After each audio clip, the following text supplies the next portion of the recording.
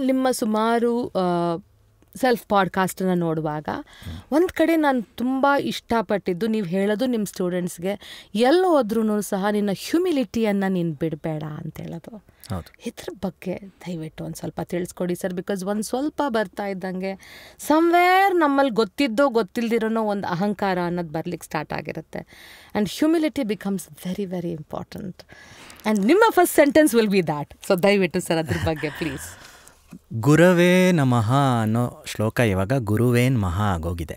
ನಾನು ಅದರ ಬಗ್ಗೆ ಒಂದು ಕವನ ಕೂಡ ಬರೆದಿದ್ದೀನಿ, ಸಾಲುಗಳ ಜ್ಞಾಪಕ ಇಲ್ಲ, ಇಲ್ಲದಿದ್ರೆ ಹೇಳ್ತಿದ್ದೆ, ಅದು ಬಹುಶಃ ಸಿಗುತ್ತೆ. ಆ ಒಂದು ಕಾನ್ಸೆಪ್ಟ್ ಇದೆಯಲ್ಲ, ಗುರುವೇ ನಮಃ ಅನ್ನುವಂಥ ಕಾನ್ಸೆಪ್ಟನ್ನು ನಾವು ಯಾವಾಗಲೂ ಮನಸ್ಸಲ್ಲಿ ಇಟ್ಕೊಂಡಿರಬೇಕು. It is not that I am asking my students to keep me in mind. No, we are the teachers of our own selves. ನಾನು ಹೇಳೋದು, ನಾವು I should perform better than yesterday. The competition is with your own self. ನಾ ಹೇಳೋದು ಇದನ್ನೇ. ನೀವು ಆಮೇಲೆ ಇನ್ನೊಂದು ಹೇಳ್ತೀನಿ, ಡೋಂಟ್ ರಿಪೀಟ್ ಯುವರ್ ಮಿಸ್ಟೇಕ್ಸ್ ಅಂತ. Don't repeat your mistakes, make new mistakes. I don't have a problem correcting it, but don't repeat it ಅಂತ. Control s ಮಾಡ್ಕೊಳ್ಳಿ ಅಂತ ಹೇಳ್ತಿರ್ತೀನಿ. Control v and control s ತುಂಬ ಹೆಲ್ಪ್ ಆಗುತ್ತೆ. ಆ ಥರ ಮಾಡ್ಕೋತಾ ಇರಿ ಅಂತ ಹೇಳ್ತೀನಿ. So humility matters a lot. ಆಮೇಲೆ ಬೆಳವಣಿಗೆ ನಿಮಗೆ ಮಾತ್ರ ಆಗಿರಲ್ಲ, ಕೇಳುಗರಿಗೂ ಆಗಿರುತ್ತೆ ಬೆಳವಣಿಗೆ. ಅದನ್ನು ಅರ್ಥ ಮಾಡ್ಕೊಳ್ಳಿ. ಆಮೇಲೆ ಇನ್ನೊಂದೇನು ಅಂದರೆ, ಎದುರುಗಡೆ ಕೂತಿರೋ ಆಡಿಯನ್ಸ್ನ ಹಗುರವಾಗಿ ತಗೋಬೇಡಿ. ಅಲ್ಲಿ ಯಾವ ದೊಡ್ಡ ವಿದ್ವಾಂಸ ಕೂತಿರ್ಬೋದು, ಯಾರಿಗೆ ಗೊತ್ತು ಅಲ್ವಾ? ಎಷ್ಟೋ ಜನ ವೋಕಲ್ಲಾಗಿ ಸಣ್ಣ ಚೂರುಪಾರು ಗೊತ್ತಿರೋರೇ ಬಂದ್ಬಿಟ್ಟು ಎಲ್ಲ ಹೇಳ್ತಾ ಇರ್ತಾರೆ ವಿಚಾರಗಳು. ಕೆಲವರು ತುಂಬಿದ ಕೊಡ ತುಳ್ಕಲ್ಲ ಅಂತವರು ಪಾಡ್ಗೋರು, ಇವ್ನು ತಪ್ಪು ಮಾಡ್ದಾಗೋರು ಅಂತ ಹೊಟ್ಟೋಗ್ತಾರೆ ಅಷ್ಟೇ. ನಿನಗೆ ಆ ವಿಷಯನೇ ಬರಲ್ಲ. ಹ್ಯುಮಿಲಿಟಿ ಇದ್ದರೆ ನಿನ್ನ ಹತ್ರ ಅವ್ರು ಬಂದು ಮಾತಾಡ್ಬೋದು, ನಿನಗೇನೋ ಆ ವಿಚಾರ ಹೇಳ್ಬೋದು. This is what.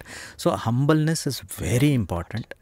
ಆಮೇಲೆ ಅದನ್ನು ಫಸ್ಟ್ ಕಲಿಸ್ಬೇಕಾಗಿರೋದು ಮನೆಯಲ್ಲೇ. ನನ್ನ ಮಗ ಎಸ್ ಮೆರಿಲಿ.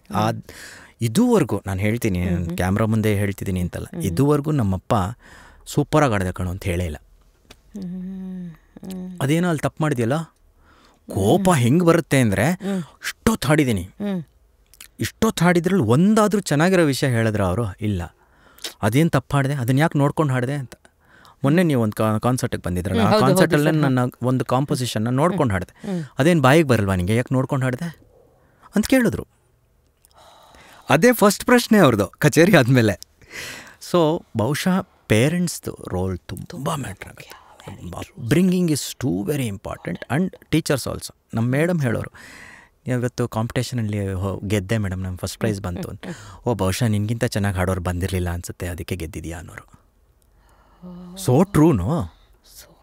ಮರದಿಂದ ಮರಕ್ಕೆ ಇನ್ನೊಂದು ದೊಡ್ಡದಾಗಿದ್ದೇ ಇರುತ್ತೆ. ಒಂದು ಮರಕ್ಕಿಂತ ಇನ್ನೊಂದು ಮರ ಖಂಡಿತವಾಗಿ ದೊಡ್ಡದಾಗಿರುತ್ತೆ. ಸೊ ಹಂಗೆ ಹೇಳೋರು. ಆ ಥರನೇ ನಾನು ಬೆಳೆದಿರೋದು. ನನ್ನೆಲ್ಲ ಟೀಚರ್ಸು ಹಾಗೇನೆ. ಅಪ್ರಿಸಿಯೇಷನ್ ತೊಗೋಬೇಕು ಅಂದರೆ ಒಂದು ಅಶ್ವಮೇಧ ಯಾಗ ಮಾಡಬೇಕು.